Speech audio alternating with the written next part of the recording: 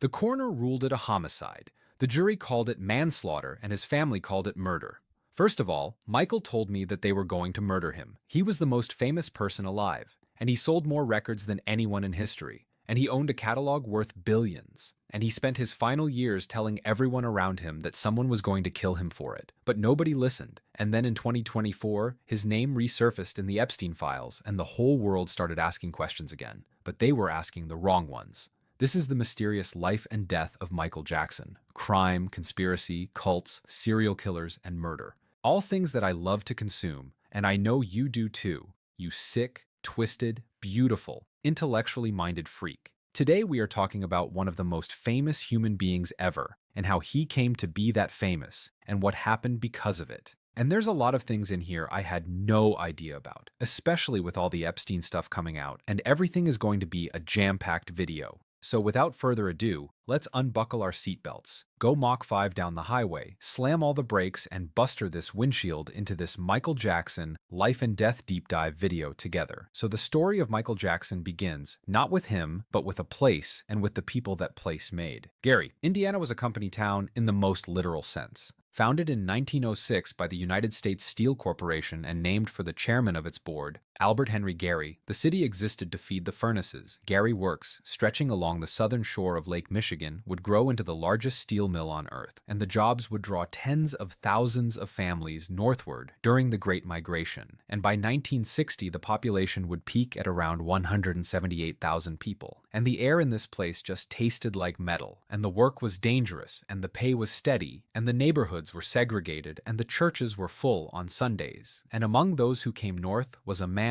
born into that migration's current, Joseph Walter Jackson, who arrived in the world on July 26, 1928 in Fountain Hill, a small community in Ashley County, Arkansas, and deep in that flat cotton country of the southeastern delta, barely a mile from the Louisiana line. And his father, Samuel Joseph Jackson, was a schoolteacher the locals would call Professor Jackson, and his mother was Crystal Lee King. So the family carried within it the tangled bloodlines of the American South. Joe's grandfather, Israel Nero Jackson, born in 1838, had been enslaved, and his great-grandfather, July Jack Gale, was said to have been a U.S. Army scout who claimed Native American heritage, though the specifics of that claim, sometimes identified as Choctaw, are difficult to verify through surviving records. So Joe moved to East Chicago, Indiana at 18, and he was a physically imposing man with large hands and a hard stare. And he found work in the way other African-American men in the region found work at the mills, and he would become an overhead crane operator at Inland Steel Company and later worked at American Foundries, also in East Chicago. And the hours working there were long, and the labor was grinding. And somewhere in the repetition of shifts and paychecks,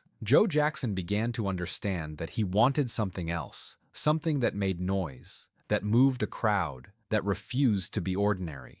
And the woman who would share that wanting and temper it with something quieter and more enduring had her own story of migration and survival. Katie B. Screws was born on May 4, 1930 in Clayton, a town in Barber County, Alabama, the same red clay country that produced George Wallace. And at 2 years old, she would contract polio. And the disease would leave her with a permanent limp and a slight drag in her left leg that she would carry for the rest of her life. And when she was 4, the family would move north to East Chicago, joining the same stream of Southern African-American families chasing the promise of the mills. But despite the polio, Katie, who would later go by Catherine, was deeply musical. She played piano, clarinet, and the cello. And she sang. And she absorbed the country gospel of her Alabama childhood and the rhythms of Indiana, and she would carry music inside her the way some people carry prayer. So Joe and Catherine met in 1947 in East Chicago, and she was 17 at the time, and he was already briefly married to a woman named Isafini Atkinson, though that marriage was very short-lived. So Joe and Catherine married on November 5, 1949, and in January 1950, they purchased a small house at 23,000 Jackson Street in Gary for $8,500. Different times, I tell you what. And the house was around 672 FT with 2 bedrooms, 1 bathroom, and it sat on a modest lot in a working-class neighborhood on the west side of Gary, close enough to the mill that you could hear the machinery if the wind was right, and into the house. Over the next 16 years, Joe and Katherine Jackson would bring 10 children, a quantity of human life that the square footage could barely contain, stacked in bunk beds, sharing everything. Privacy, a concept that existed only in theory. So, in the early 1950s, Joe and his brother Luther formed a blues band called the Falcons, sometimes known as Ford Falcons. And Joe played guitar, and Luther played saxophone, and they gigged around the region in the networks of industrial cities south of Chicago that included Gary, East Chicago, and Hammond, playing the kind of electric blues that poured out of every juke joint and house party in those neighborhoods. And they were pretty decent, but the Falcons would never land any record deal. And after a few years, the band dissolved and Joe put his guitar in the closet. But he did not put away the ambition, as we know, and he folded it up and stored it somewhere deeper in a place where it would eventually be redirected with ferocious, sometimes brutal precision, and that was toward his children. Now the children came in rapid succession, and each one entered a household that was growing louder, crowded, and more volatile. Now Maureen Roulette, or Rebby, was born first on May 29, 1950, and then Sigmund Esco, or Jackie, on May 4, 1951, and then Torinoiano Adele, or Tito, on October 15, 1953, and then Jermaine on December 11, 1954, and then Latoya Yvonne on May 29, 1956. Then Marlon David on March 12, 1957, along with his twin brother Brandon, who drew a single breath and died the next day, unfortunately, on March 13, 1957. And the death of Brandon was not discussed in the Jackson household. It was absorbed into the silence that families built around their worst losses. Just a ghost twin whose absence Marlon could carry quietly for decades. And then, on August 29, 1958, at St. Mary's Mercy Hospital in Gary, Michael Joseph Jackson was born, and he was the 8th child, the 7th living technically, and he had arrived in a house that was already overflowing with children, with noise, with Joe's thwarted ambitions, and Katherine's quiet faith, and the ever-present economic pressure of a steelworker's wage stretched across a family that would eventually number 11, and 2 more children would follow. Stephen Randall, or Randy, on October 29, 1961, and Janet Dita Joe on May 16, 1966. And in 1963, Katherine would convert to the Jehovah's Witness faith and was baptized, and the religion would shape the Jackson household profoundly with its door-to-door evangelism and its prohibition on holidays and birthdays, its apocalyptic worldview, its emphasis on spiritual discipline, and its emphasis on spiritual discipline. And it was Katherine's faith, not Joe's. And it would live inside Michael Jackson for the rest of his life, even as he struggled with it, even as he left and returned to it, and even as it complicated everything. Now, Joe Jackson was by virtually every account, including those of his children, a strict and sometimes physically a father because he demanded obedience and he demanded excellence. And when the guitar came back out of the closet, this time not for Joe's own playing, but for his son's, the discipline that governed the household became something closer to a regime. Now, the guitar was forbidden, and that was the rule. Joe kept it in the bedroom closet, a cheap electric model, nothing special. But it was his, a relic of the Falcons and the dream that hadn't worked out. And the children were not to touch it because Joe was at the mill during the day, and the children were not supervised every minute. And Tito, the third-born, the quiet one, the one with the large hands like his father's, could not stay away from it.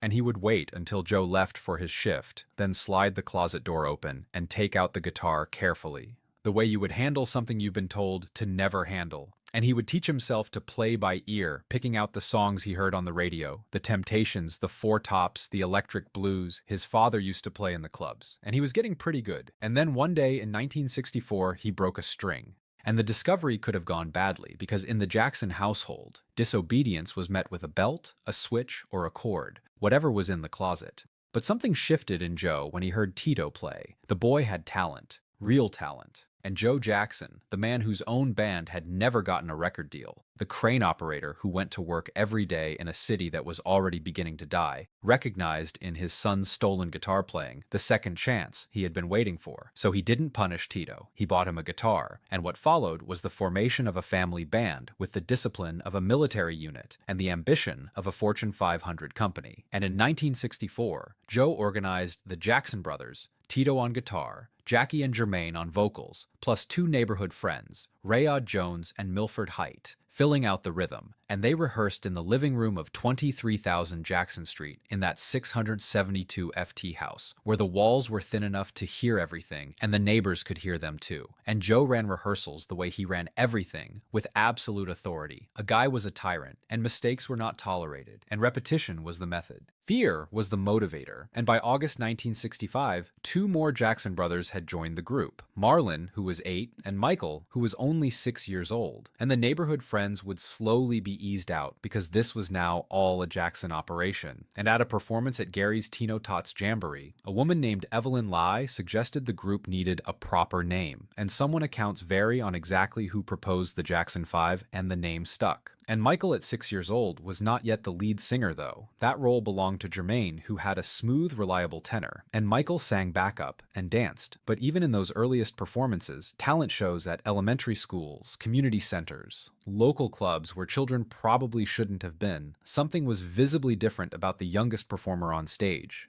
He moved with an intuition that couldn't be taught. He watched James Brown on television with the focus of a graduate student, absorbing every spin, every split, every way Brown used his body to make the crowd lose its utter mind. And he studied Jackie Wilson, and he studied the Temptations' choreography. And then he did it better than any child had a right to. And in 1966, the Jackson 5 won their first talent show at Theodore Roosevelt High School in Gary, and it was the beginning of a streak, and Joe entered them into every competition he could find, driving them across Indiana. The family packed into a Volkswagen van that barely held them all, and they won, and they kept winning, and Joe booked them into rougher venues, bars, strip clubs, places where a group of children performed between adult acts, and the audience threw money if they were good, and bottles if they weren't just sketchy, as places where kids should not be. And Michael later described watching striptease acts as a small child standing in the wings waiting for the Jackson 5's turn, and he was now 9 years old. And by mid-1967, a shift had taken place within the group that everyone could hear Michael's voice. Still, a child's voice, still high and clear, had developed a quality that Jermaine simply didn't possess. And it wasn't just range or pitch, it was just emotion, an almost unsettling ability to inhabit a lyric's feeling and project it outward with adult conviction. So Joe made a decision. Michael replaced Jermaine as lead singer, or Jermaine. Damn. So the group's center of gravity moved permanently to the youngest brother on stage. And on August 13, 1967, they won Amateur Night at the Apollo Theater in Harlem, the most famous proving ground of African American entertainment, and the stage where Ella Fitzgerald and James Brown and Stevie Wonder had been discovered, where the audience was legendarily unforgiving and the hook was not a metaphor. And at this point, Michael was 8 years old, and the Apollo audience gave them a standing ovation. So the question of who discovered the Jackson 5 is one of the foundational myths of the Motown era. And like most myths, it obscures a messier truth. The official story is the one that Berry Gordy wanted told. The one printed on the debut album cover, which was that Diana Ross discovered the Jackson 5, but it was just a marketing masterstroke. The biggest female star in black music presenting the next generation, a laying on of hands from Motown royalty to Motown future. And the first Jackson 5 album was titled Diana Ross Presents the Jackson 5. And Ross appeared at their early press events, and the implication was clear and very deliberate, and it was also largely fiction, which at this point, I mean, it started back then, all the stuff like I went over Taylor Swift and how her whole life was manufactured. It's interesting looking at the parallels, and just I've only gone into two major artists now, but the parallels are crazy how much they're manufactured and how much smoke and mirrors there are in the entertainment industry. But the true discoverer was Bobby Taylor, a singer and band leader from Motown's second tier who fronted Bobby Taylor and the Vancouvers because Taylor saw the Jackson 5 perform at the Regal Theater in Chicago, the South Side equivalent of the Apollo, and was stunned, and he brought them to Motown's attention, arranged their audition, and produced their early recordings. And Gladys Knight also deserves a footnote in the discovery narrative because she saw the Jackson 5 at the Regal in 1967 as well, and was so impressed that she sent a demo tape to Motown on their behalf. But the tape was rejected. The irony is almost too good because one of Motown's biggest stars recommending a group that would become Motown's biggest act was being ignored. But the formal audition took place on July 23,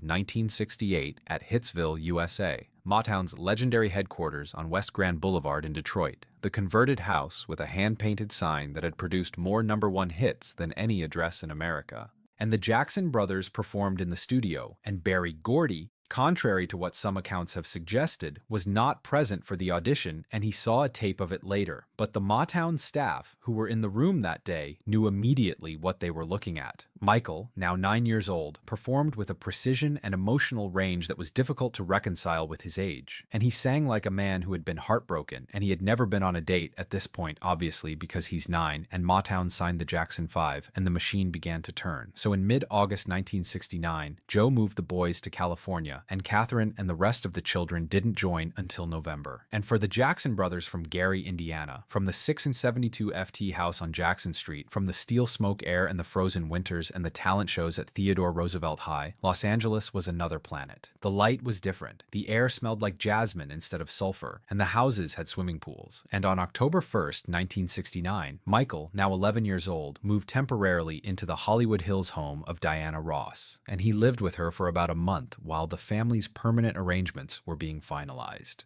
And Ross became a kind of surrogate older sister and glamorous mentor to Michael. And Michael absorbed her elegance, her poise, her understanding of how a star just occupied space. And he watched her the way he watched everything, just silently, totally storing it all for later use. And then Motown released the single.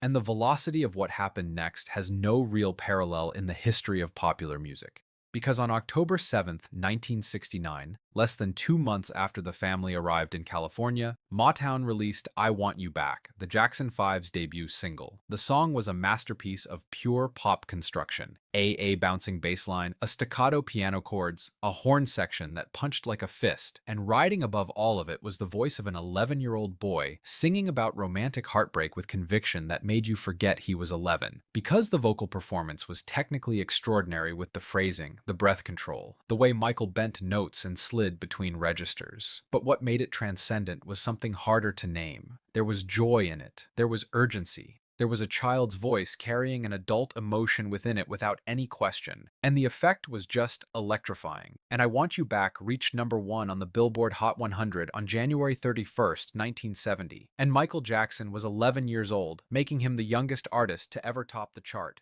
And the record sold over 2 million copies in its first 6 weeks, and what followed was just unprecedented. And the Jackson 5 became the first recording act in history to debut with 4 consecutive #1 singles. Not the first group, not the first family act, but the first act of any kind. And the streak unfolded with the mechanical precision of a Motown hit factory operating at peak efficiency. And I Want You Back, #1, January 31st, 1970. ABC #1, April 25th, 1970. The song knocked the Beatles' Let It Be out of the top spot, which is crazy. It was just a symbolic passing of the generational torch that the music press seized upon with just utter glee. And then, The Love You Save #1, June 27th, 1970, and I'll Be There, which was #1, October 17th, 1970, and this one was a ballad, the one that proved the Jackson 5 were not merely a novelty act built on energy and choreography. I'll Be There was tender and restrained and just very sincere. And Michael sang it as though comforting someone through a crisis. And the performance was so emotionally mature that it unsettled people, even because where the hell did a child learn to just feel like that? How did a boy from a 2-bedroom house in Gary, Indiana, develop the capacity to communicate grief and reassurance with the authority of someone who had already lived in a full life? And nobody had an answer. And the song became the Jackson 5's biggest-selling single, moving over 4 million copies. 4 singles, 4 #1s, 9 months. The group had arrived in California as unknowns, and became by the end of 1970 the biggest act in popular music. So the fame was crazy. And by 1971, the Jackson 5 had their own Saturday morning cartoon, Jackson 5 with the 5 instead of the F, which aired on ABC from 1971 to 1972, rendering the brothers as animated characters in weekly adventures. And they were on lunchboxes and bedroom posters and magazine covers, and teenage girls screamed at their concerts that drew comparisons to Beatlemania. And the Jackson 5 were selling arenas across the country. And at the center of every performance, drawing every eye, generating every gasp, was Michael. And that very year, the family purchased the Havenhurst estate, a sprawling compound on a tree-lined street in Enino, in the San Fernando Valley for approximately $250,000, and the Jackson 5 had crossed this line in less than 5 years, and Michael at this point was 12 years old, and he was the most famous child in America by far, and the machine was just getting started. As Michael Jackson's solo recording career began while he was still a child inside of this machine, and in June 1971 at 12 years old, he entered Motown's studio without his brothers for the first time, and his debut solo single, Got to Be There, was released that October, a gentle, yearning love song that proved his voice could carry a record on its own. And the following year, Ben, a ballad sung to a rat from the horror film of the same name, became his first #1 pop solo single, and he was 13 at that point. And he had a #1 hit and a Saturday morning cartoon at a family act that was still selling out arenas. And none of it was enough. Not for Joe, and not for Michael either. And increasingly, not for the brothers, who were growing restless under Motown's ironclad creative control. And the break came in 1975, though, when the Jacksons signed a contract with CBS Records' Epic label in June, leaving Motown behind. And the reasons were partly financial, because Motown had been paying a royalty rate of 2.7%, a figure that bordered on exploitative even by the standards of the era, while Epic offered dramatically more. But the deeper issue was creative freedom. And at Motown, the Jackson 5 recorded songs chosen for them, produced by staff producers with virtually no input into their own material, and Epic would promise them the right to write and produce. But there was a cost. Motown retained ownership of the name Jackson 5, forcing the group to rebrand as the Jacksons, and Jermaine, married to Barry Gord's daughter, Hazel, stayed behind at Motown, a choice that fractured something in the family they never fully healed from. So the moment Michael Jackson stopped being a former child star and became something unprecedented, arrived through a movie musical nobody expected to matter, and in 1977, Jackson was cast as the Scarecrow in The Wiz, an all-African-American reimagining of The Wizard of Oz starring Diana Ross, and the film itself was a commercial disappointment actually. But on set, Jackson met Quincy Jones, the legendary producer and arranger who was serving as the film's musical supervisor and producer. Now, Jones was 54, a veteran of Count Basie's orchestra and Frank Sinatra's recording sessions, a man who had worked at the highest levels of jazz, pop, film, scoring, and R&B for 3 decades. A big deal. All right. And he heard something in the now 19-year-old Michael Jackson that went beyond talent, a perfectionism, an obsessive work ethic, a willingness to be pushed, probably from his father. And Jackson asked Jones to produce his next solo album, and Jones agreed. So they recorded from December 1978 through June 1979, and Off the Wall was released on August 10, 1979, and it was a revelation. If you know anything about Michael Jackson, the Future album just fused disco, funk, pop, and R&B into something seamlessly sophisticated. Just adult music made by a 20-year-old who sang with the authority of someone twice his age. Just like when he was a kid. He just had this maturity about himself and his voice that was just unprecedented. And Don't Stop Till You Get Enough and Rock. It's hard not to sing these titles. So, Don't Stop Till You Get Enough and Rock With You both reached #1. And the album sold over 20 million copies worldwide. And it won the Grammy for Best R&B Vocal Performance for Males. But it did not win Album of the Year somehow, and at last stung Michael Jackson in a way that people around him recognized as something more than disappointment. It was just fuel for him because he had made one of the best-selling albums in history, and the Recording Academy had just looked past it. And he told people close to him that the next album would be so big they couldn't ignore it, and he meant it. And what he made next was the best-selling album in the history of recorded music. Thriller was recorded between April 14th and November 8th of 1982 at Westlake Recording Studios in Los Angeles, with Quincy Jones again producing, and the budget was $750,000. Expensive for the era, but modest for what it became. And Jackson wrote 4 of the 9 tracks: Want to Be Starting Something, The Girl Is Mine, Beat It, and Billie Jean. Just masterpieces. Just masterpieces of music. Oh my God. Now, the album was released on November 29, 1982, and the numbers that followed defied any simple comprehension because Thriller spent 37 non-consecutive weeks at #1 on the Billboard 200. It was the best-selling album of 1983. It was the best-selling album of 1984, and all 7 of its singles reached the top 10. Billie Jean held the #1 spot for 7 weeks, and Beat It, which featured a guitar solo by Eddie Van Halen, who's one of my favorite guitarists ever, held it for 3, An estimated total sales have reached 70 million copies worldwide, a figure no other album has even approached. And I'm talking about one album specifically. Don't come into my comments and being like, oh, what about the Beatles or Taylor Swift? No, okay, this is the top-selling album of all time, all right? But the cultural machinery around Thriller was as revolutionary as the music itself. And when MTV, still in its infancy and programming almost exclusively white rock acts, initially declined to air the Billie Jean video, and CB Records president Walter Yetnikoff reportedly threatened to pull all CBS content from the network, and MTV relented. And the video, Jackson in a pink shirt and white sequin socks dancing under streetlights on a sidewalk whose tiles illuminated beneath his feet, became the network's most requested clip and effectively integrated MTV. And the 13-minute Thriller short film directed by John Landis and budgeted between $500,000 and $900,000 functioned less as a music video than a miniature horror movie. I remember the first time I watched it, my mind was blown to say the least. But it was so elaborate that Michael Jackson, a practicing Jehovah's Witness troubled by the occult imagery, ordered the negatives destroyed before his attorney, John Branca, convinced him to simply add a disclaimer. And in 2009, it became the first music video inducted into the National Film Registry. And on February 28, 1984, Thriller won 8 Grammy Awards, a record at the time. But the image that sealed Thriller's mythology in the public consciousness had come 10 months earlier on a television stage. Because on May 16, 1983, NBC broadcast Motown 25, Yesterday, Today, and Forever, a reunion special celebrating Motown Records' 25th anniversary. And approximately 47 million people watched, which is a lot. And Jackson performed Billie Jean, and during the performance, in a moment that he had rehearsed privately for weeks after learning the move from a dancer named Garen Katzer, candidate in June 1981, he executed the moonwalk for the first time on live television. Iconic. And the other performers backstage watched the monitors in silence. And Fred Astaire called Jackson the next morning. And in a single fluid backward glide, 6 seconds, maybe 7, Michael Jackson passed from stardom into something that had no adequate name. And less than a year after the Motown 25 performance on January 27, 1984, Michael Jackson was filming a Pepsi commercial at the Shrine Auditorium in Los Angeles. And on the 6th take, pyrotechnics ignited too close to his head and his hair caught fire, and he suffered second-degree burns to his scalp.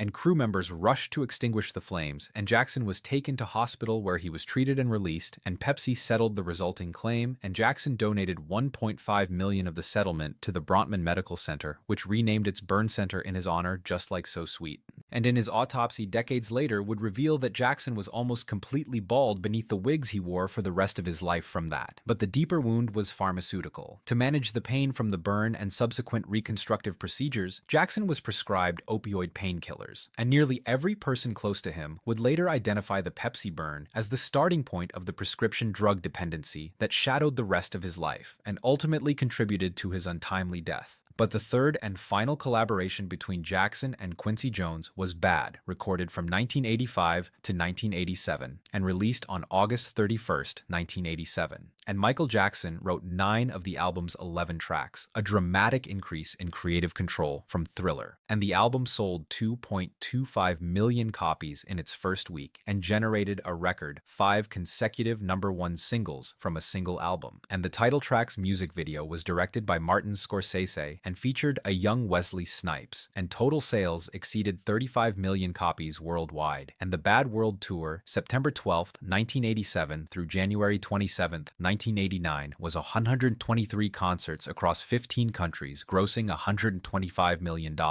And Diana, Princess of Wales, attended the July 16, 1988 show at the Wembley Stadium. And Bad was, by an objective measure, one of the most successful albums ever released. And it was also the first time Jackson encountered the peculiar burden of his own success, because Bad was treated in certain critical quarters as a disappointment, not because it failed by any measure, but because it was not Thriller, because nothing could be. The standard he had set was inhuman, and it would follow him like a shadow for the rest of his career. So in 1985, between the triumph of Thriller and the recording of Bad, Michael Jackson made the business decision that would define his financial life, and some believe his death. Paul McCartney, during their collaborations on The Girl Is Mine and Say Say, had explained to Jackson how music publishing worked. that owning the rights to songs was where the real money lived, not performing or recording them. And Michael listened carefully. And when the ATV music publishing catalog came up for sale, a portfolio of roughly 4,000 songs, including 251 compositions by John Lennon and Paul McCartney, Jackson pursued it aggressively, and the purchase closed on approximately August 10, 1985, for $47.5 million.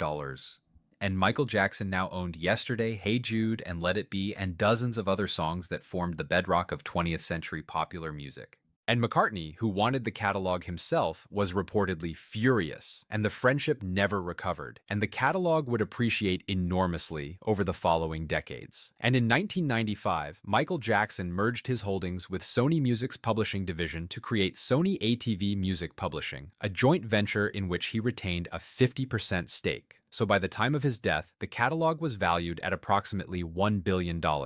And by 2016, when Sony purchased the estate's share for $750 million, estimates had climbed to $4 billion. So the catalog made Michael Jackson extraordinarily wealthy on paper. So it also made him a target, and he would spend the last years of his life telling people that someone was going to kill him for it. So after Bad, Michael Jackson and Quincy Jones parted ways professionally. And for Dangerous, released in 1991, Jackson turned to Teddy Riley, the pioneer of New Jack Swing. And the album's sound reflected the shift. Harder, more rhythmically aggressive, and more experimental. And it was Jackson's first album without Jones since Forever Michael in 1975. And it sold 32 million copies worldwide. And on January 31, 1993, Jackson headlined the halftime show at the Super Bowl in Pasadena, and it was the first major music superstar to do so. And it's iconic. I mean, he's just like standing on stage and just the crowd screaming, and he's just sitting there, just soaking it in.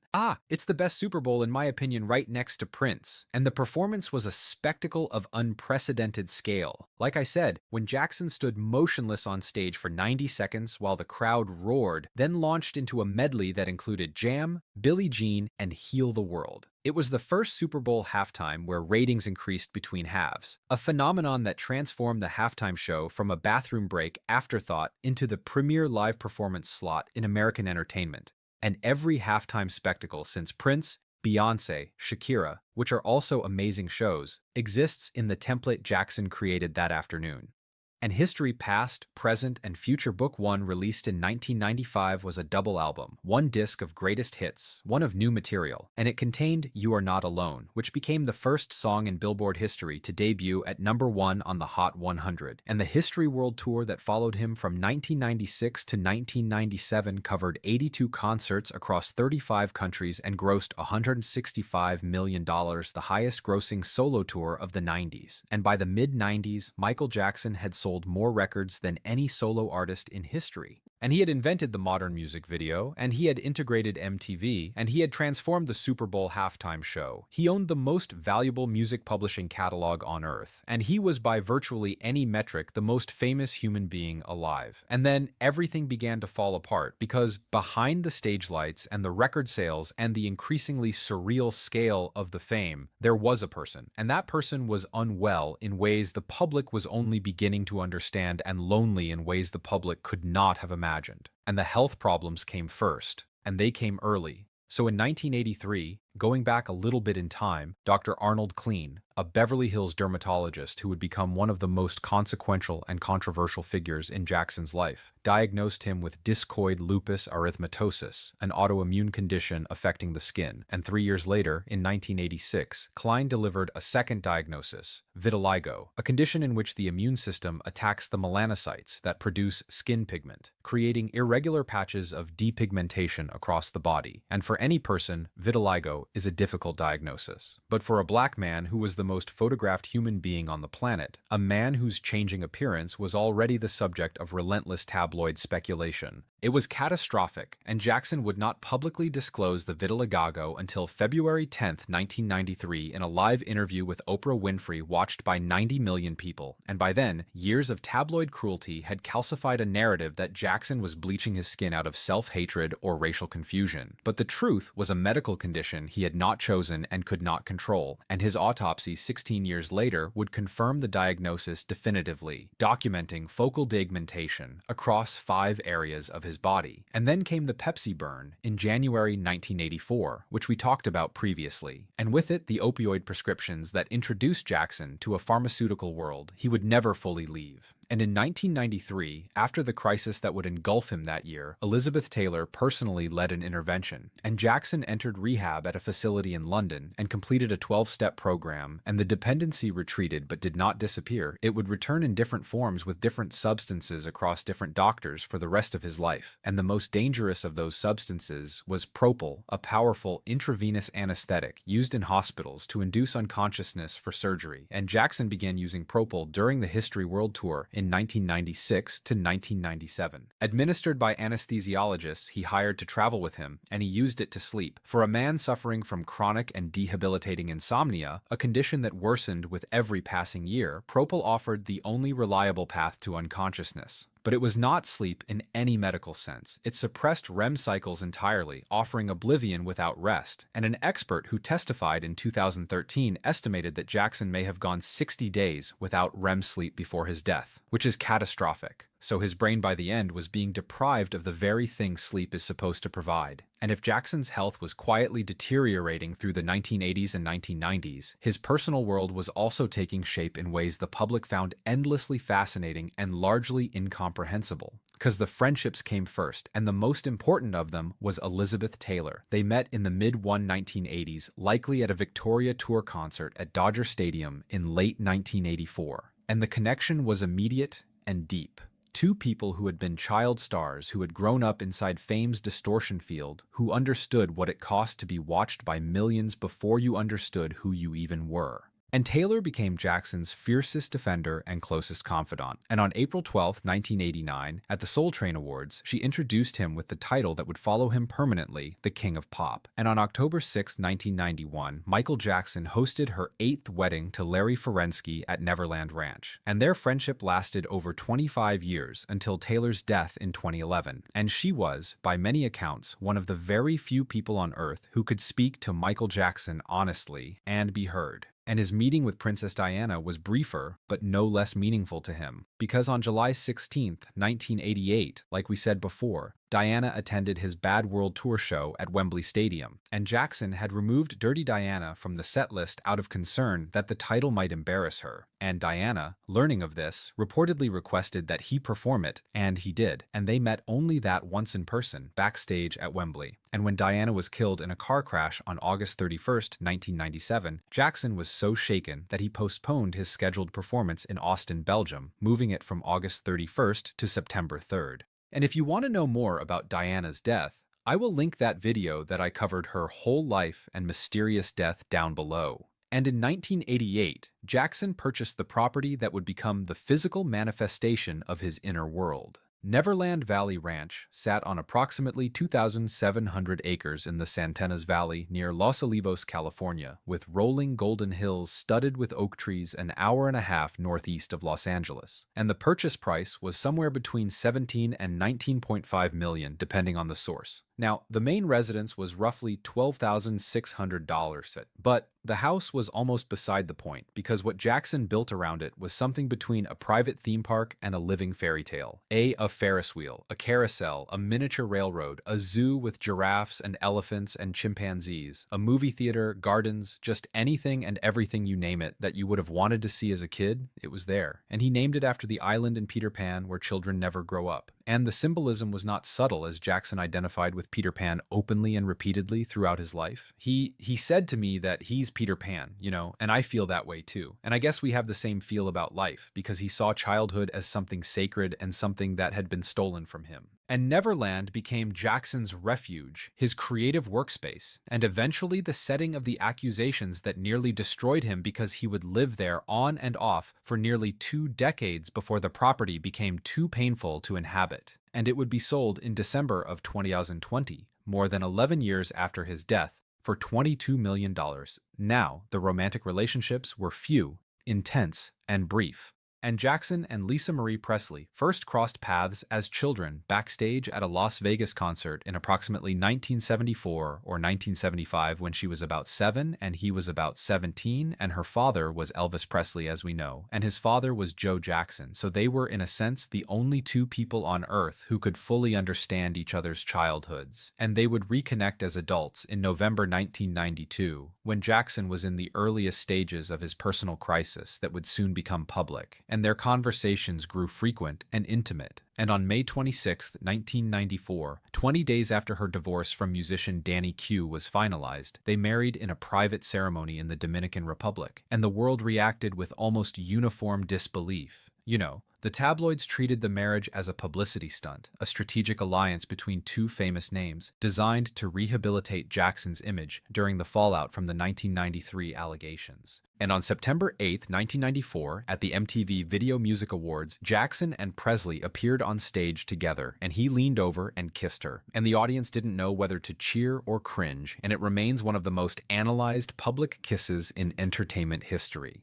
But whatever the marriage was, and Presley would later insist credibly and emotionally that it was real, it did not last. And they separated on December 10, 1995. And Presley filed for divorce on January 18, 1996, and it was finalized on August 20, 1996. And in all her later accounts of the relationship, Presley described Jackson as deeply loving, but also deeply troubled, consumed by prescription drugs and surrounded by enablers she couldn't penetrate. And she told Oprah Winfrey in 2010 that in one of their final conversations in 2005, Jackson had told her that someone was going to kill him for his music catalog, and she confirmed he gave her specific names and she declined to share them for whatever reason. And the second marriage was different in almost every way. This Debbie Rowe was a nurse in Dr. Arnold Klein's dermatology office, and she and Jackson had known each other for years through Klein's practice.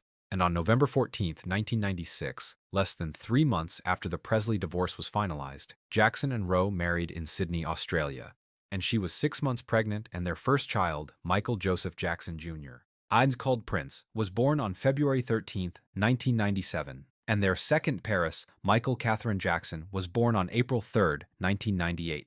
And the marriage appeared from outside and arguably from the inside to be primarily an arrangement for producing children. And Rowe would later describe the relationship in transactional terms, saying she had agreed to bear Jackson's children because she saw how much he wanted to be a father. But they would divorce in approximately April of 2000, with Rowe receiving an $8 million settlement and initially relinquishing custody. And Jackson's third child, Prince Michael Jackson II, originally called Blanket, later Biggie, was born on February 21, 2002 via surrogate. And the identity of the surrogate and the biological mother has never been publicly confirmed. And on November 19, 2002, Jackson committed the single most damaging public relations act of his career that didn't involve a courtroom. Standing on the balcony of his suite at the Hotel Adlon in Berlin, he dangled the infant Blanket over the railing 4 stories above the street while a crowd below screamed and cameras flashed. And the image circled the globe within hours. Then Jackson later called it a terrible mistake, and obviously it was, but it was also a window into something the public was only beginning to reckon with, that the most famous man in the world was not functioning normally, that his judgment was eroding, and that whatever private reality he inhibited was drifting further and further from the one the rest of the world shared. So by the early 2000s, Michael Jackson was a father of 3, a 2-time divorce, the owner of the most valuable music catalog in the world, and a man whose body was quietly failing, ravaged by vitiligo, lupus, surgical procedures, chronic insomnia, and a pharmaceutical dependency that no intervention had permanently resolved. And he was 44 years old, and he was still by any measure the most famous person alive. And the worst was yet to come. So, in May of 1992, a woman named June Chandler and her 13-year-old son Jordan were stranded on the side of the road in Los Angeles. Their car had broken down, and they'd called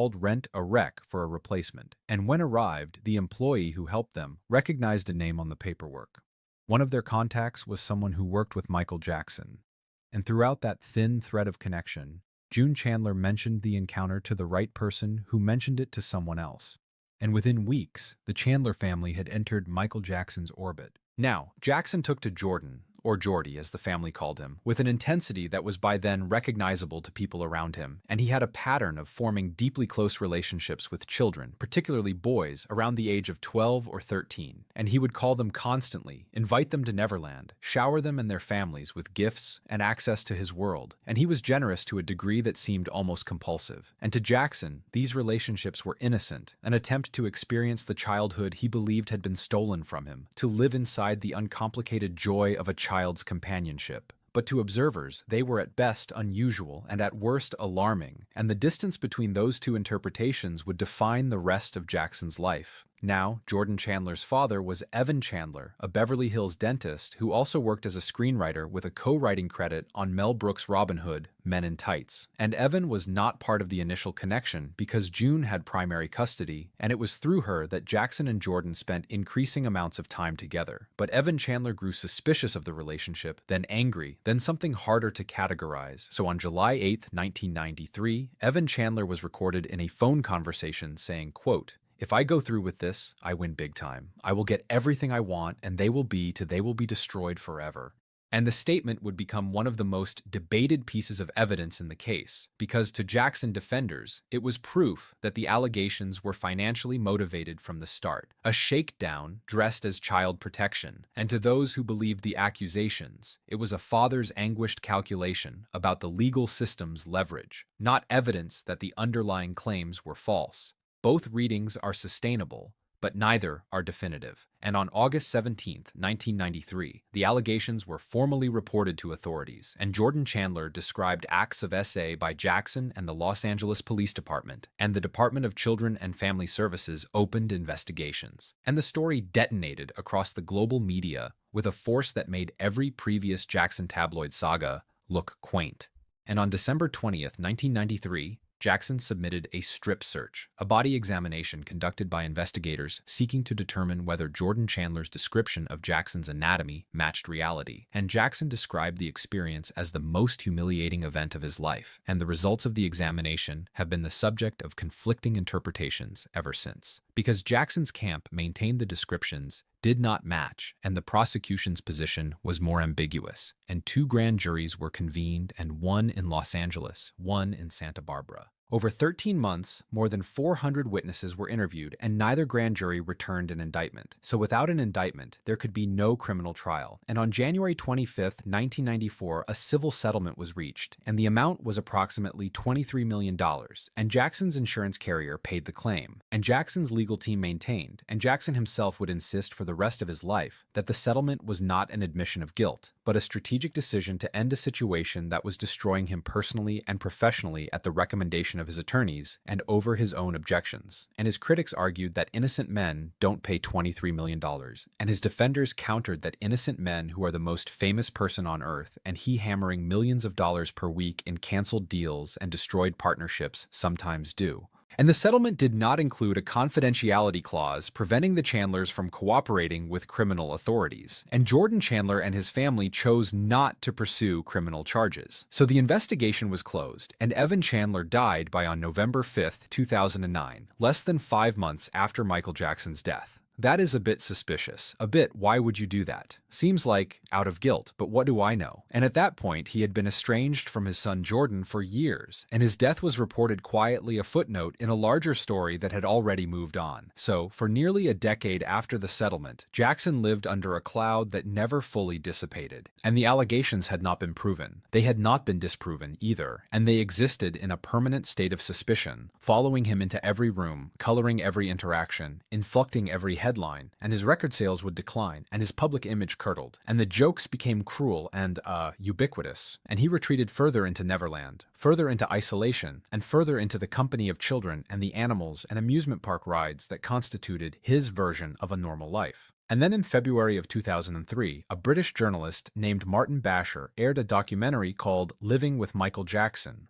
And Basher had spent 8 months with Jackson, gaining extraordinary access to his daily life at Neverland. And the documentary included a scene in which Jackson held hands with a 13-year-old boy named Gavin Arvo, a child cancer patient Jackson had befriended in 2000, and said on camera, "But is it really appropriate for a 44-year-old man to share a bedroom with a child who is not related to him at all?" That's a beautiful thing. That's not a worrying thing. Why should be worrying? And he meant it innocently. But unfortunately, it did not land innocently. And the documentary was watched by an estimated 14.6 million viewers in the UK and 22 million in the US. And the reaction was immediate and devastating. And Gavin Arzo's family subsequently alleged that Jackson had the boy. So on November 18th, 2003, approximately 70 sheriff's deputies raided Neverland Ranch. And 2 days later, on November 20th, Jackson turned himself in to Santa Barbara County authorities, and he was arrested, handcuffed, photographed, and released on $3 million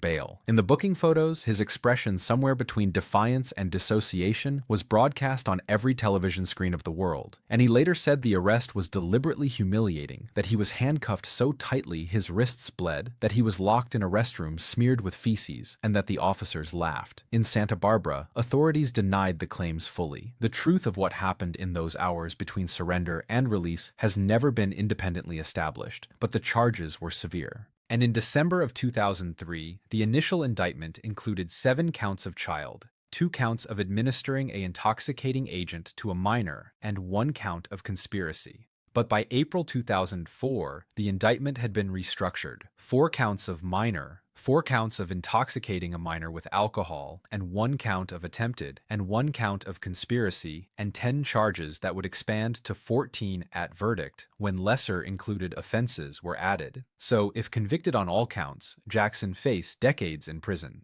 So, the trial, People v. Jackson, began with jury selection on January 31, 2005, in Santa Maria, California, before Judge Rodney Melville. And opening arguments commenced on February 28th, and the prosecution led by District Attorney Tom Sneddon, who had investigated Jackson during the 1993 case as well, and whose pursuit of Jackson struck many observers as personal. And he presented its case over several months. And approximately 140 witnesses were called, and the defense dismantled the prosecution's case methodically with Gavin Arzo's mother. Janet was shown to have a history of making false claims, including welfare fraud, and a prior false accusation of S against a JCPenney security guard. And the timeline of the alleged this was problematic. And the prosecution claimed this occurred after the Basher documentary aired, meaning Jackson had supposedly chosen to the child immediately after the entire world had been put on alert about his relationships with children, and the family had continued to voluntarily visit Neverland and accept Jackson's hospitality throughout the period in question, which was odd. And Macaulay Culkin, the former child star of Home Alone, who had been one of Jackson's closest childhood companions and who the prosecution hoped to establish as a prior victim, took the stand and testified unequivocally that he had never been by Jackson. And Wade Robson, an Australian choreographer who had known Jackson since childhood, also testified that he had never been abused. But Robson would reverse his position in 2013, filing a civil claim alleging years of butt. On the witness stand in 2005 under oath, he said it never happened. And on June 13, 2005, the jury returned its verdict, not guilty on all 14 counts, and it was unanimous. And Jackson was in the courtroom when the verdicts were read, and he showed little visible emotion. And outside the courthouse, thousands of fans who had maintained a visual throughout the trial erupted. And inside, according to people who were with him, Jackson was hollowed out. The acquit was total. The vindication was complete.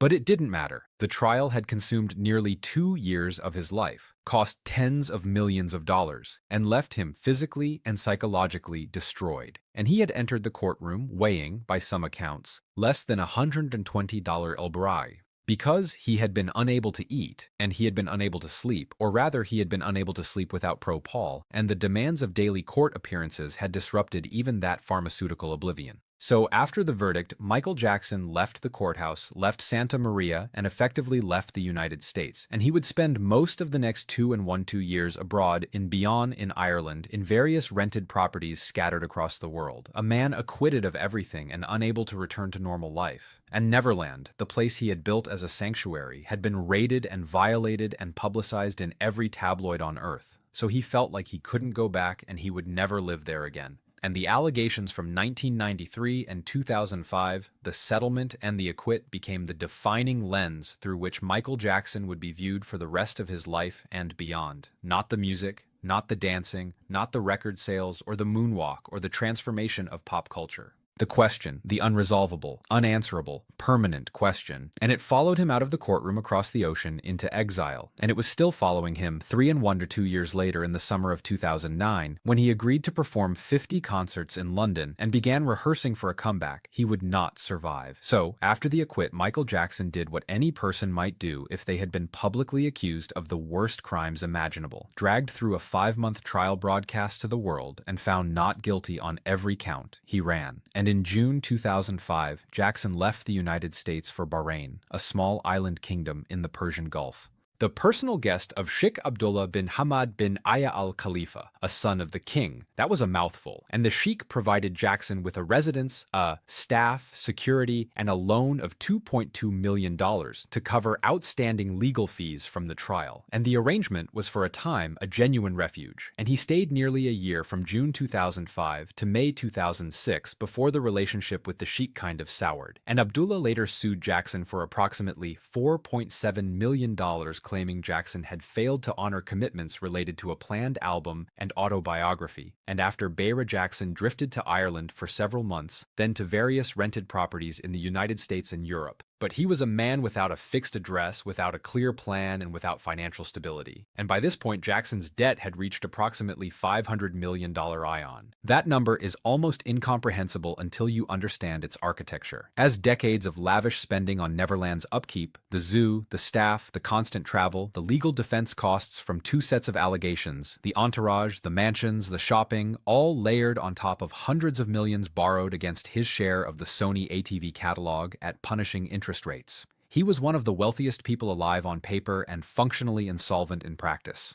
And the catalog worth billions was also his only lifeline, the collateral that kept the creditors at bay. And if the loans defaulted, he could lose everything. So it was into this desperation that the concert deal arrived. And in late 2008, a mysterious figure entered Jackson's life, or rather re-entered it, and that was Toei. Now, Tomei, a man with a deliberately obscured background, who represented himself variously as a doctor and orthopedic surgeon, a PhD in economics, and an ambassador at large for Sagal, none of which was true, had been introduced to Jackson through Germain. Now, to working as a consultant for Colony Capital, connected Jackson to Colony's chairman and Tom Barerick, who connected him to Philip Anschutz, the billionaire owner of AEG, Live, the world's second-largest concert promoter. A deal began to take shape, and on March 5, 2009, Jackson appeared at the O2 Arena in London to make the announcement, and between 3,000 and 7,000 fans were waiting. And accounts vary, with AEG's own CEO, Randy Phillips, testifying under oath to the lower number, and 350 journalists had been credentialed. And Jackson arrived 90 minutes late, and when he finally took stage, he looked thin, he looked fragile, and he told the crowd this would be it.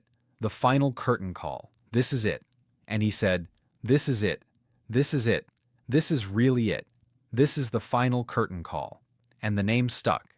And the concerts would be held at the O2 Arena starting that July. And Jackson had agreed to 10 shows. And within days, AEG expanded the commitment to 50. Roughly 750,000 tickets were sold, generating approximately $85 million in revenue before a single note was performed. And AEG had advanced Jackson close to $30 million in production costs, loans, and living expenses, including $100,000 per month for a mansion in Holmby Hills and a $15 million line of credit. The financial exposure was enormous for both sides. For AEG, a successful run could generate hundreds of millions, and a global tour beyond London was projected at $450 million or more. And for Jackson, the concerts represented a path out of debt, or if he couldn't perform, total financial annihilation. Behind the scenes, things were going badly from the start. Randy Phillips, AEG's CEO, sent an email before the March 5th announcement, describing Jackson as locked in his room, drunk and despondent. And Phillips later testified that he had screamed at Jackson to get him out of the room and had slapped him on the butt to motivate him. And Phillips and Jackson's manager, Frank Delio, had to physically help dress him. And the man who walked on stage and told the world he was ready for his comeback had to be coerced into putting on his clothes. And the rehearsals began in the spring of 2009 at the Staples Center and the Forum in Inglewood. And on good days, Jackson was brilliant. Dancers and musicians who worked with him during this period described flashes of the old magic, moments where his movement and vocal power were fully intact, where you could see the greatest performer of his generation still living inside the increasingly fragile body. And on bad days, he was incoherent. He was cold when the room was warm. He trembled. He couldn't remember choreography. He had performed thousands of times, and he was losing weight constantly, and he was not sleeping. And on June 19, 2009, 6 days before his death, the show's director, Kenny Ortega, sent an email to Randy Phillips with the subject line, "Trouble at the Front." And Ortega described finding Jackson, quote-unquote, lost and incoherent at rehearsal, cold to touch, trembling, unable to perform. And he had wrapped Jackson in blankets and tried to feed him. Quote, "There are strong signs of paranoia, anxiety, and obsessive-like behavior," unquote. Ortega would write, and quote, "I think the very best thing we can do is get a top psychiatrist in to evaluate him ASAP." So Alif Seni, an associate producer on the show, was more blunt, saying, quote-unquote, "Michael is dying," she told colleagues, and quote-unquote, "he needs to be put in a hospital." And Phillips' response shut Ortega down, saying, quote, "It is critical that neither you, me, or anyone become amateur psychiatrists or physicians," unquote, he would write. And Phillips described Jackson's personal physician, a cardiologist named Conrad Murray, as quote-unquote, "extremely successful and totally unbiased and ethical." And he instructed Ortega to defer to Murray's medical judgment. So Dr. Conrad Murray, born February 19, 1953 in Granada, board eligible but not board certified in cardiology, internal medicine certification, lapsed and no training in anesthesiology, sleep medicine, or pain management, over $4,000 in court judgments, a 2002 bankruptcy, defaulted on his $166 million mortgage, child support barriers for children by multiple women, a Las Vegas clinic facing eviction, was about to treat Michael Jackson. Now, he had first met Michael Jackson in December of 2006 through Jackson's children, and by 2009, Jackson had requested that Murray serve as his personal physician for the London concerts, and AEG agreed to pay Murray $150,000 per month, a salary Murray had negotiated down from his initial ask of $5 million per year. He's not even qualified, and the contract contained a provision that gave AEG the power to terminate the agreement if concerts were postponed or canceled, creating what experts would later describe as an egregious conflict of interest. The doctor's income depended on the patient performing very bad, and already a unqualified, greedy bastard is now treating Michael Jackson. It's just a nightmare that is about to unfold. But no background check was conducted. An unemployment expert later testified that a $10 search would have revealed Murray's financial desperation, and Murray was administering Propel to Jackson nightly in a bedroom, not a hospital, and he had no pulse oximeter monitoring Jackson's oxygen levels, and he had no capnography equipment to measure exhaled carbon dioxide either, and the oxygen tank in the room was empty, and the pulse oximeter was still in its box unopened. But he was putting a man under general anesthesia every night with no monitoring equipment and no emergency protocols in a rented mansion in High Hills so that the most famous entertainer in history could approximate something that resembled sleep. Absolutely abhorrent. So, on the evening of June 24, 2009, Michael Jackson arrived at the Staples Center for what would be his final rehearsal. And he got there around 6:30 p.m. and worked until approximately 12:30 a.m. on June 25th. And footage from that night, later released as part of the This Is It documentary, shows Jackson performing Earth Song with full commitment, hitting his marks, directing the band. It was one of the good nights, and those who saw him said he looked like Michael Jackson again. And his personal chef, Kai Chase, prepared his dinner, and Jackson ate, then retired to his bedroom on the second floor of Holy Hills Mansion at 100 North Carrollwood Drive. And Dr. Conrad Murphy was with him, and what happened in that bedroom over the next 14 hours is known primarily through Murray's own account. Given to police, contested by prosecutors, and never subjected to cross-examination because Murray chose not to testify at either his criminal trial or the AEG wrongful death trial. And according to Murray, Jackson was agitated and unable to sleep. So Murray began administering a sequence of sedatives, escalating through the night as each one failed to produce unconsciousness. So at 1:30 a.m., 10 mg of diazepam or Valium intravenously, and at 2 a.m., 2 mg of lorazepam or Ativan administered intravenously. And at 3 a.m., 2 mg of Mazilam or burst administered intravenously. Then at 5 a.m., 2 mg of lorazepam again, and at 7:30 a.m., 2 mg of Mazilam again. But none of it worked, and for 6 hours, Murray pumped Jackson full of benzodiazepines, and Jackson remained awake. His body so conditioned to sedation, so profoundly broken in its ability to achieve natural sleep that clinical doses of multiple tranquilizers could not bring him down. And according to Murray, Jackson begged for propofol throughout the night, and Murray claimed he resisted, and he claimed he was trying to wean Jackson off the drug. And at approximately 10:40 a.m., Murray administered 25 milligrams of Propal, a dose he described as small, diluted in a lidocaine drip. And by about 10:50 a.m., Jackson was unconscious. And Murray said he then monitored Jackson for approximately 10 minutes, and around 11 a.m., he left the room for about 2 minutes, he claimed. And when he returned, Michael Jackson was not breathing. But the phone records tell a different story about those minutes. Because beginning at 11:18 a.m., Murray made 3 phone calls. A 32-minute call to his Las Vegas office, a 3-minute call to a patient, and an 11-minute call to a Houston colleague. So 47 minutes on the phone. During this time, by his account, his patient was unconscious under propofol with no monitoring equipment. And what happened between approximately 11 a.m. and 12:17 p.m. when bodyguard Alberto Alvarez arrived at the bedroom and found Murray performing what appeared to be CPR on the bed is a gap that has never been fully explained. And Alvarez later testified that when he entered the room, Murray was frantic. And according to Alvarez, Murray grabbed vials from a nightstand and ordered Alvarez to put them in a bag.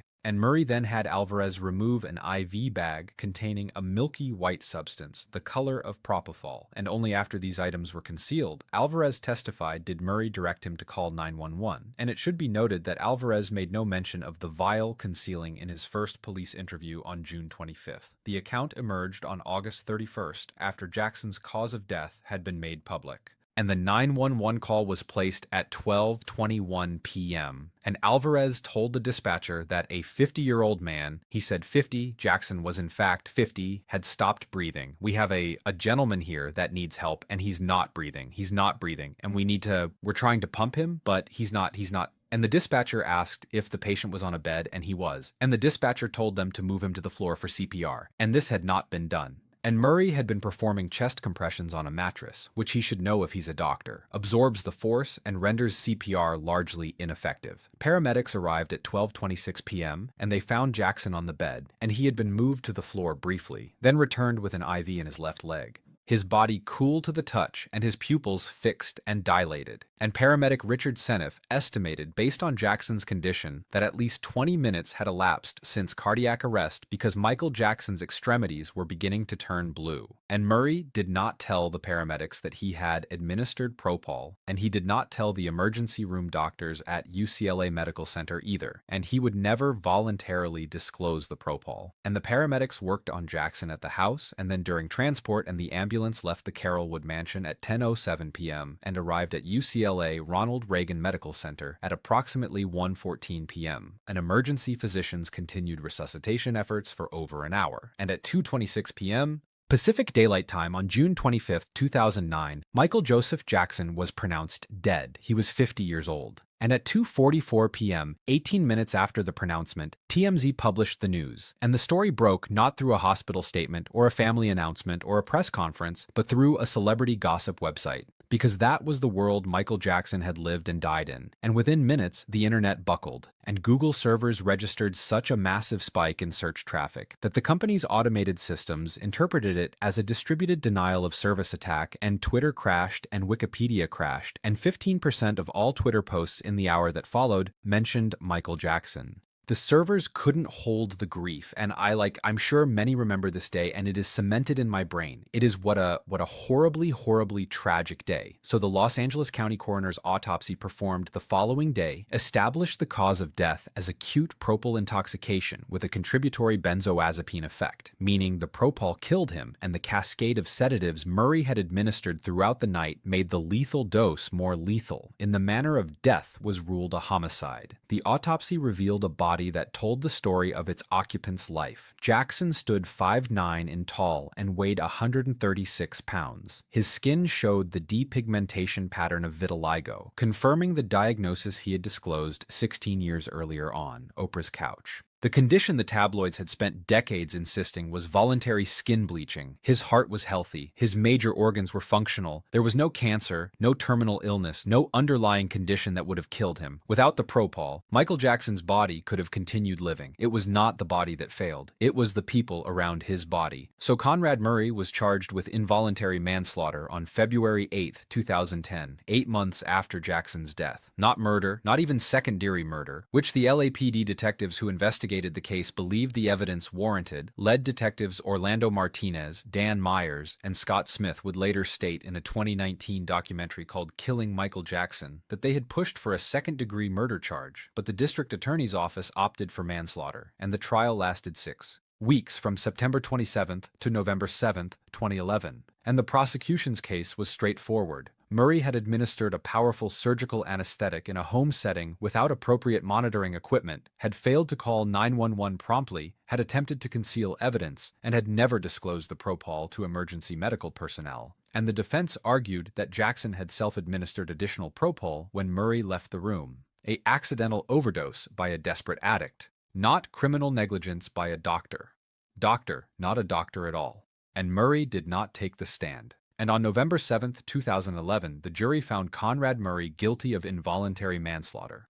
And he was sentenced on November 29th to 4 years in county jail. 4 years. That was the maximum for the charge. And due to California's overcrowding provisions, he served approximately 2 years before being released on October 28, 2013. And he later published a memoir titled, This Is It, positioning himself as a scapegoat. And he never expressed remorse for Jackson's death, even though it was completely his fault. And then the second trial was civil. Katherine Jackson, Michael's mother, filed a wrongful death lawsuit against AEG Live, seeking between $1.5 and $2 billion in damages. And the case, Katherine Jackson versus AEG Live, was the longer and in many ways more revealing proceeding, lasting 5 months with 58 witnesses. And the central question was whether AEG had hired, controlled, or supervised Murray, and whether they bore responsibility for placing a financially desperate, unqualified doctor in charge of Jackson's care. And the evidence that emerged was damning in texture, if not in legal outcome. And AEG's own emails showed executives who knew Jackson was deteriorating and pushed forward anyway. And Paul Gonger, AEG's co-CEO, had written of Murray, quote, "We want to remind him that it is AEG, not Michael Jackson, who is paying his salary. We want him to understand what is expected of him."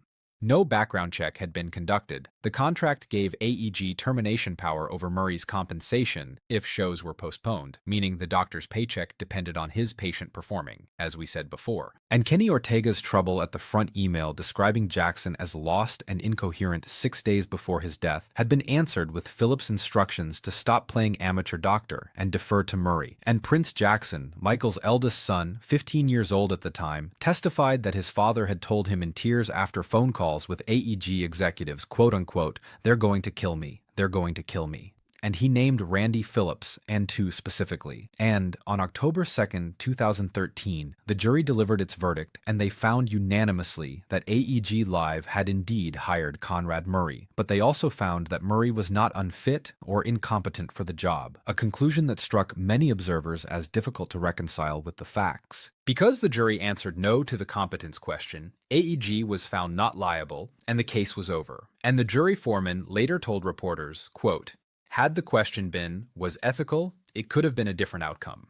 Unquote. Just unbelievable, in my opinion. And Katherine Jackson's appeal was rejected by the California Court of Appeals in 2015. And after Jackson's death, Randy Phillips wrote in an email, quote, "AEG will make a fortune from merch sales, ticket retention, the touring exhibition, and the film, DVD." And unfortunately, he was right. AEG recouped its losses and then some through merchandise, through the 40 to 50% of ticket holders who kept their tickets as souvenirs rather than requesting refunds, and through a 10% stake in This Is It, the concert rehearsal documentary assembled from footage of Jackson's final rehearsals, and the film grossed $267 million worldwide. And it showed Michael Jackson dancing, singing, directing a live electric, unmistakably brilliant, the last footage of the greatest performer who ever lived, packaged and sold to the world by the company his son said was going to kill him. So, the Los Angeles County coroner ruled the manner of Michael Jackson's death as a homicide, as we know. And Conrad Murray was convicted of involuntary manslaughter, a charge that led the LAPD detectives on the case believed should have been secondary murder. And the official cause was acute propofol intoxication administered by a doctor who should have never been in that bedroom. So for the legal system, the story ends there. But for Jackson's family and for a substantial number of people who have examined the documented evidence, including myself, it does not.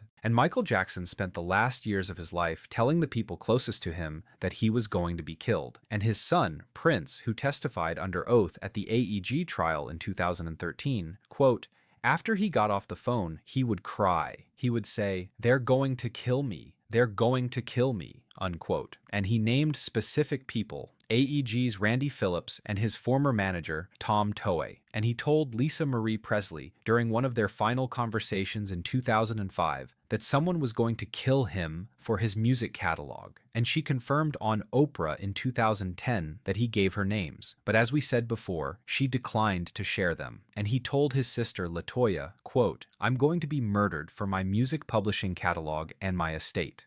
You've been quoted as saying you believe it may have been murdered. Do you still think that? Absolutely. Why are you so sure? Never ever think differently. And he told his daughter Paris, who recalled in a 2017 Rolling Stones interview, quote, "He would drop hints about people out to get him, and at some point he was like, 'They're going to kill me one day,' unquote." In handwritten notes attributed to Jackson, shared by a friend and published in 2017, read, quote, "They are trying to murder me, and the system wants to kill me for my catalog." And his bodyguards, Bill Whitfield and Haven Beard, wrote in their 2014 memoir that Jackson's primary security concern was not fans or strangers, but, quote, "the people who were already in his life. He wanted us there so he could hide his movements from his own lawyers and managers," unquote. And the identity of they shifted over time, and AEG executives, Sony Tamimata, unnamed catalog seekers, the system, and the warnings were consistent, and the question is what they mean. Prophetic awareness of a genuine conspiracy or the escalating paranoia of a man whose brain was being ravaged by nightly propol and regular demoral injections, substances known to exacerbate anxiety and disordered thinking. And the honest answer is that both could be true simultaneously. And what follows are the major theories presented with the evidence that supports them and the evidence that complicates them. And I want to put a disclaimer that none of these have been proven, but also that none can be entirely dismissed. And the broadest and most legally tested theory holds that AEG Live knowingly pushed a deteriorating Jackson beyond his limits to protect a roughly $30 million investment while hiring a financially desperate doctor they could control. The evidence is substantial because AEG expanded Jackson's commitment from 10 shows to 50 within days of the announcement, despite handwritten notes attributed to Jackson reading, quote, "only agreed to 10 shows," unquote. And their own CEO described Jackson as, quote, "locked in his room, drunk and despondent," unquote, before the press conference. And their co-CEO wrote of Murray, quote, "We want to remind him that it is AEG, not Michael Jackson, who is paying his salary," unquote. And when Kenny Ortega warned 6 days before Jackson's death that the performer was lost and incoherent and needed a psychiatrist, Randy Phillips told him to stop playing amateur doctor. No background check was conducted on Murray. The contract tied Murray's compensation to the concert's proceedings and so on. We know this. We know all the information regarding the AEG theory. But after the trial, the jury, while unanimously finding that AEG had hired Murray, concluded he was not unfit or incompetent, and therefore AEG bore no liability. But the counter-argument is real. A living Jackson touring globally over 3 years was projected to generate $450 million or more, and AEG also dropped its own $17.5 million of insurance claim with Lloyd's of London in 2012. Not exactly the behavior of a company that planned a death for profit. I personally think, and you guys can sound off all of what you think in the comments, but I feel like it was in their interest to have Michael actually do those concerts. Did they use and him horrifically? And did that lead to his death? Absolutely. But I don't think that was planned. But they were absolutely a giant part of him passing away. And next, there is the catalog theory. And this is the theory Jackson himself most explicitly articulated because his 50% stake in the Sony ATV catalog purchased in 1985 for $47. $5 million worth approximately $1 billion by 2009 and $4 billion by 2016 made him one of the most valuable targets in the entertainment industry. And he had publicly declared war on Sony in July 2002, calling CEO Tommy Mottola a racist and very, very devilish at LS Sharpton's National Action Network in Harlem. And he accused Sony of sabotaging his album Invincible to force a catalog sale. And by 2009, Jackson had borrowed between $270 and $380 million against his catalog share held by Fortress Investment Group at 16.8%, 8% annual interest, because a default could trigger a forced sale and Sony held a first right of refusal. So what happened after his death is the theory's most powerful exhibit. So in 2016, Sony bought the estate's 50% of Sony ATV for $750 million, and in 2018, Sony paid $287.5 million for the estate's share of EMI Music Publishing. And in 2024, Sony purchased 50% of Jackson's MyJack Music catalog for over $600 million. Total payments from Sony to the estate now exceed $2 billion. So Sony owns the catalog Jackson swore he would never sell. That's the basis of all of this. So that doesn't look good. Looks like they were constantly waiting to prey upon this sale. But the counter-argument would be that Sony could have acquired the catalog through legal financial pressure, and Jackson's mounting debt had a forced sale plausible without violence. And no law enforcement investigation found evidence of a catalog-motivated conspiracy. And Marie's conviction established propal negligence, not corporate assassination. Now, a narrower version of the conspiracy asks not whether Jackson was murdered by a corporation or a cabal, but whether Murray was specifically selected or allowed to remain because his financial desperation made him controllable, and his lack of qualifications made Jackson's death inevitable. Now, to go over Murray again, he owed over $1 million. He had defaulted on a $1.66 million mortgage, and he had $600,000 in court judgments. And he had $71,000 in student loans, child support for children by 6 or 7 women, and a 2002 bankruptcy. And his Las Vegas clinic was being evicted. And he initially asked, as we know, AEG for $5 million per year before accepting $150,000 per month. And LAPD detective Orlando Martinez testified that Murray's financial situation was a major incentive to break the rules. And his qualifications were grossly inadequate for what he was doing. Not board certified in cardiology, internal medicine certification lapsed to no training in anesthesiology or sleep medicine, suspended from hospitals 3 times, and he administered Propal nightly in a bedroom with no pulse oximeter, no capnography, and an empty oxygen tank. And the timeline on June 25th raises its own questions.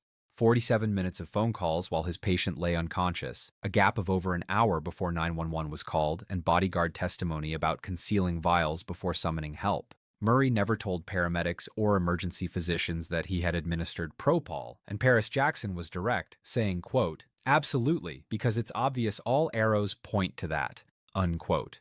And she used air quotes around the word doctor when discussing Murray, which, yeah, and the LAPD detectives who built the case believed the evidence warranted a secondary murder charge. But as we're doing for all the other theories, there's the counter-argument. And that is that Murray, the idiot that he is, panicked, had a chaotic response that looked more like incompetence than execution. And if he had been hired to kill, the execution would presumably have been more professional. And Jackson actively sought Propal multiple doctors before Murray had refused his requests. So I don't know. I would love to know what you guys think down below. And the next one is that Jackson was approximately $500 million in debt at the time of his death, and his estate has since generated roughly $5 billion. And Joe Jackson said it publicly, saying, quote, "He's worth more dead than he was alive." And the IRS argued the same point during tax proceedings. And Forbes named Jackson the top-earning dead celebrity in nearly every year since 2009, peaking at $825 million in 2016. And this is It documentary grossed $267 million. And the Cirrus Soul residency generated over $160 million, and the Broadway musical grossed approximately $300 million, and the estate cleared all $500 million in debt and is currently valued at $2 to $2.5 billion.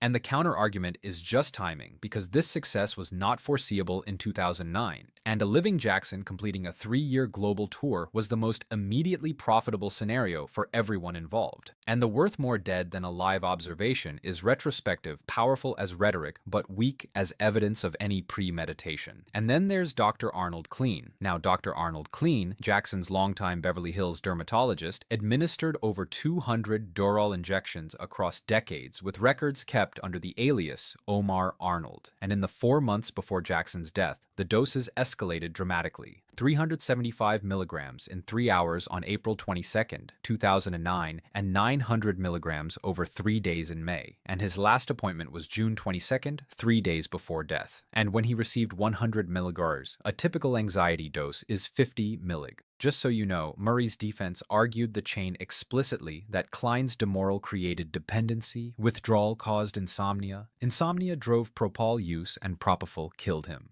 And Demerol's short half-life meant none appeared in the autopsy, but withdrawal symptoms from the June 22nd injection would have been active on June 25th. So, Cleany was investigated by the DEA and the California Medical Board, but never charged. And he filed for bankruptcy in 2011 and died in 2015 at the age of 70. And the mainstream interpretation is that Cleany was an enabler in a system of medical exploitation, not a conspirator, but a link in the chain that killed Michael Jackson nonetheless. And now, the most enigmatic figure in Jackson's final years was his manager to a man who represented himself as a Lebanese doctor, orthopedic surgeon, PhD in economics, and ambassador at large for Segal. But under cross-examination at an IRS tax trial, he admitted he had never attended medical school and did not hold a PhD. And the Senegalese embassy confirmed he was not their ambassador. So Tom entered Jackson's life in late 2007 through Jermaine Jackson working as a consultant for Colony Capital at $20,000 per month, and he connected Jackson to Colony's Tom Bararick, who connected him to AEG's Philip and Schutz, and Tom negotiated the This Is It deal, and his financial arrangements were extraordinarily favorable. A $35,000 monthly management fee, 15% commission on all Jackson's earnings, which is crazy, and $100,000 per month as a concert producer, and a $2.3 million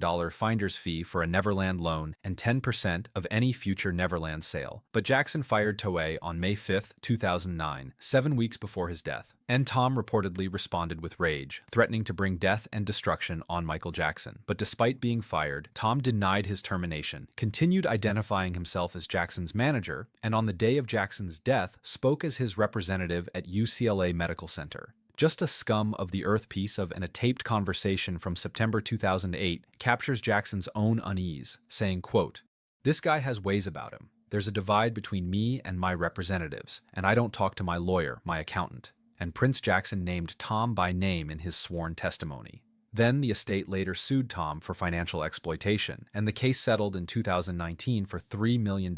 And the counterargument is basically that Tom was not at that mansion on June 25th, and there is no actual tangible evidence that connects him to the Propol administration, and a lawsuit alleged financial exploitation, not necessarily murder. And beyond the major theories lie smaller, less substantiated claims. 5 of the Jackson siblings alleged in 2012 that his July 7, 2002 will was forged, claiming he was in New York City at an Sharpton event on the date it was supposedly signed in Los Angeles, and the legal challenges were rejected by every court that heard them. And from LA Supreme Court through the California Supreme Court, Jackson's entertainment attorney Peter Lopez was found dead from a gunshot wound on April 30, 2010, less than a year after Jackson's death. Ruled an apparent, you know what, and conspiracy theorists noted a cluster of connected deaths in the months after Jackson's. Evan Chandler had died by, you know what, in November of 2009, and Bruce IR, a former Klein employee, in December of 2009, and Lopez and Canadian journalist Ian Halpern predicted in December of 2008, 6 months before the death, that Jackson had 6 months to live, and his conclusion was, quote, "Greed killed Michael Jackson," unquote. But no court and no law enforcement investigation, and no credible journalistic inquiry has established that Michael Jackson was deliberately murdered as part of a conspiracy. And the official cause of death is acute propofol intoxication due to criminally negligent care by a doctor who was convicted and served 2 years, which is garbage in my opinion. And a 5-month civil trial found AEG not liable. Yet the documented record provides substantial material for those who believe the story is incomplete.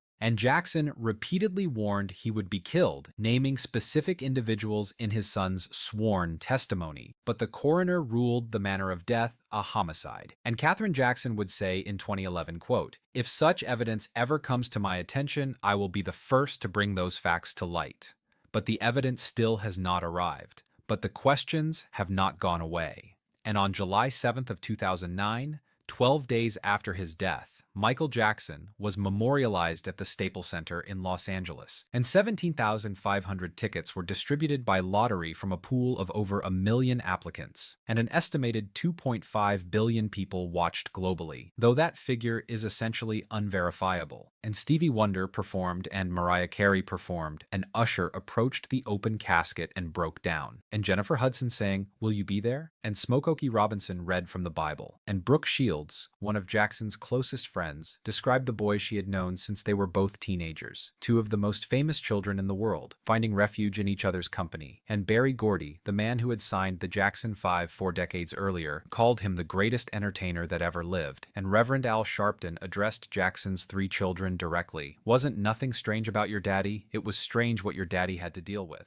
And the moment that silenced the arena came at the end with Paris Jackson, 11 years old, stepped to the microphone. "Ever since I was born, Daddy has been the best father you could ever imagine, and I just wanted to say I love him so much." And she could not finish. So Janet Jackson held her, and Michael Jackson would then be buried on September 3, 2009 at Forest Lawn Memorial Park in Glendale, California, and toured in the Holly Terrace section of the Great Mausoleum. So he would forever be remembered as the greatest performer who ever lived. But those questions are still being asked to this day, mostly in why did he actually die? Because it's hard to even accept what came to be, and for a while, it seemed like the story might end there with the gold casket, the tearful daughter, the billion-dollar estate slowly paying off a dead man's debts. The world moved on the way it always does. Jokes faded, and the music came back on the radio, and the conspiracy theories settled into the corners of the internet where conspiracy theories live. So it seemed Michael Jackson finally was being allowed to rest until a decade later. So, a decade after Jackson's death, the allegations would return. And on January 25, 2019, the documentary Leaving Neverland premiered at a Sundance Film Festival directed by Dan Reed. And the 4-hour film featured 2 men, Wade Robson and James Safechuck, describing in graphic detail what they said were years of S by Jackson during their childhoods. And Robson was the same choreographer who had testified under oath at Jackson's 2005 criminal trial that he had never been abused. And he reversed his position in 2013, filing a civil claim against the estate, and Safechuck filed a similar claim, and the documentary was devastating in its impact, and it won a Primetime Emmy Award, and radio stations pulled Jackson's music from rotation, and The Simpsons removed an episode featuring his voice, and statues were taken down, and the cultural reassessment was swift and severe.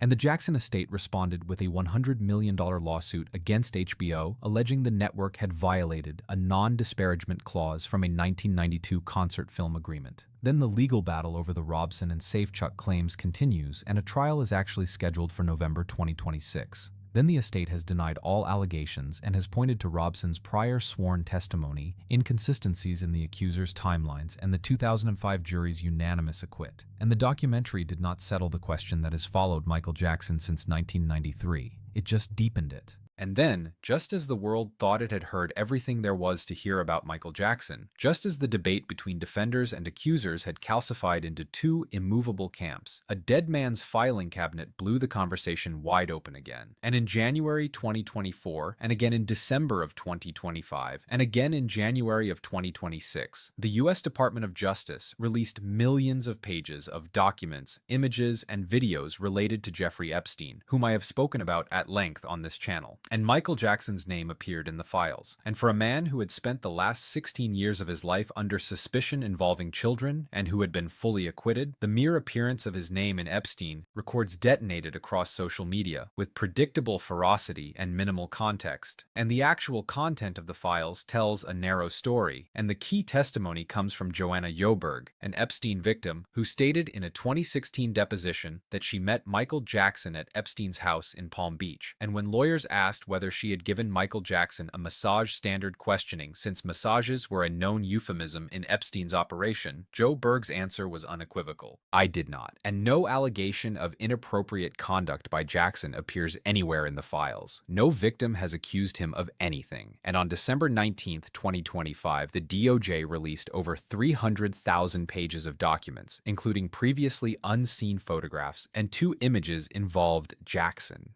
The first showed him posing with Epstein at the Palm Beach house, and Jackson in a suit in dark sunglasses, and Epstein casually dressed standing in front of a painting. and the second showed Jackson with Bill Clinton and Diana Ross with children's faces redacted. And that photo was taken at a Democratic National Committee fundraiser at the Apollo Theater in Harlem on April 24, 2002. And there was no record that Epstein was present at that event. And the image was simply found among Epstein's possessions. And White House Deputy Press Secretary Abigail Jackson was subsequently called out for inserting the Apollo photo into social media posts, implying it depicted the trio with Epstein's victims, the children in the photo, or Michael Jackson and Diana Ross's own children. And Matt Fides, Jackson's bodyguard for approximately a decade, provided immediate context for the Epstein photo, and he stated it was taken in 2003 during a week of house hunting in Palm Beach, and Jackson was considering a move to be closer to his friend Barry Gibb, with whom he was recording daily, and Epstein's residence was one of roughly 30 properties they toured with real estate agent, and the encounter lasted no more than half a minute, a polite greeting and a photograph. We never even knew who Epstein was, unquote Fights Rides, and he was not famous then. Connection to James Miskin, a real estate figure arranging property viewings for Jackson, whose attorney had a link to Epstein's circle, and CBS News and other outlets noted that Epstein routinely collected photographs with celebrities to project social legitimacy, because we know he was a monster piece of who just needed to look famous all the time. But Michael Jackson's name does not appear in Epstein's contact book at all, and it does not appear in the flight logs of Epstein's private planes either, and there are no emails, letters, phone records, financial transactions, or any evidence of further contact between the two beyond that single house viewing encounter for half a minute.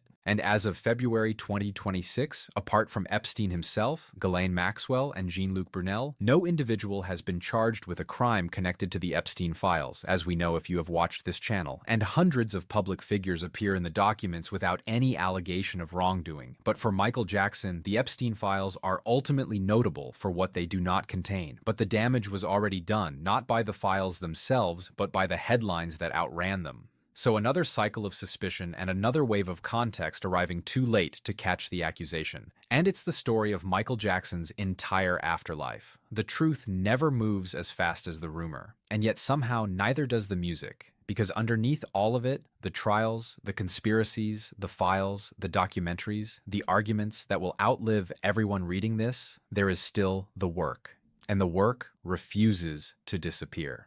Michael Joseph Jackson was born on August 29, 1958, in a 672 FT house in Gary, Indiana. He died on June 25, 2009, in a rented mansion in Los Angeles at the age of 50. And between those 2 points, he became the most famous person on the planet, and one of the most complicated figures the American century ever produced. And the arguments about what he was and was done to him show no signs of ending. But the music at least is settled, and it is as close to permanent as anything human beings have made. And that is that for Michael Jackson. This was a long one. You guys have asked me to deep dive into multiple figures like Marilyn Monroe and Princess Diana and Michael Jackson. If you have anybody else you want me to deep dive into, let me know down below. I always read the comments. And until then, I will see your beautiful face. All right, bye.